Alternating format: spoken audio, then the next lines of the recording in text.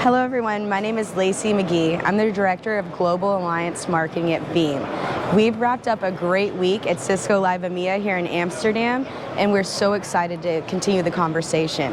If you're not already aware, next Thursday, February 16th, we're having the Veeam and Cisco Cloud Data Management Digital Summit.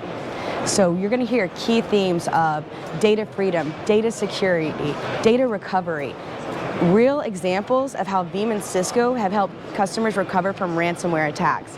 And you're going to hear these messages from some of the leaders of both of our companies. So we have Larissa Crandall, the new Worldwide Global Channel Chief at Veeam, Darren Williams, Worldwide VP of Data Center, Compute, and Storage Solutions at Cisco, and Aaron Murphy, our Regional CTO at Veeam.